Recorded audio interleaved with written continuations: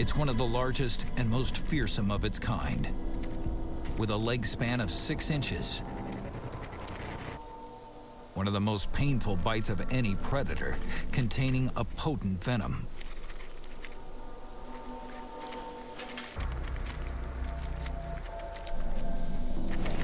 Its strike is so fast, you'll miss it if you blink. The orange baboon tarantula, one of the most aggressive tarantula species out there.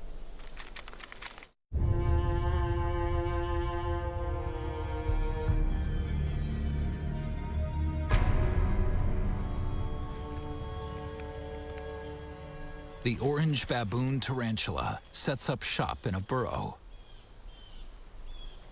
It's not just a home, it's a trap.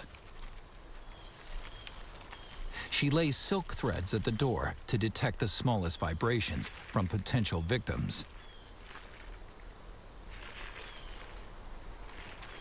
They won't entangle an intruder like many spider webs do. They're just an early warning system that something has entered the tarantula's space. The tiny hairs on her body and appendages are also extremely sensitive and can detect the slightest movement in the air.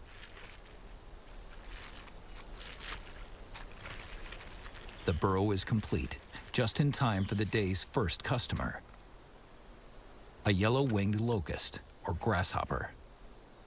About 2 inches long, just browsing among the sweet greenery. But this bug isn't as defenseless as it looks. The locust is famous for its standing long jump, 20 times their body length. That's like a human jumping 100 feet. How does it do it? Think of a locust as a living catapult. It presses its femur down really hard and really fast, compressing the tibia. When it suddenly releases the pressure, it's like letting go of a stretched rubber band. The locust's extraordinary jump is an excellent talent, and one this insect will need very soon. Because it's not just the tarantula it's got to worry about. The gecko isn't much bigger than its quarry, but a juicy locust is too good to pass up. This tiny lizard has a number of tricks up its sleeve. Geckos have a remarkable adaptation that allows them to stick to surfaces without using an adhesive of any kind. Each toe contains hundreds of flap-like ridges called lamellae. On each ridge are millions of hairs 10 times thinner than a human's.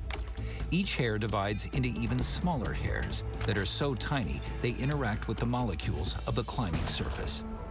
Handy for climbing up glass.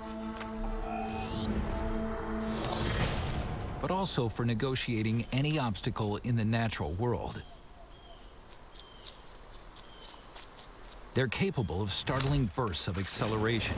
They can cover 3 feet in a second, which is pretty amazing for an animal just 2 inches long.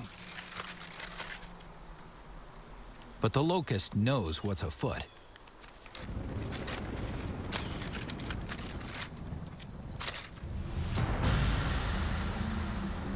Sadly, the gecko has made a serious error.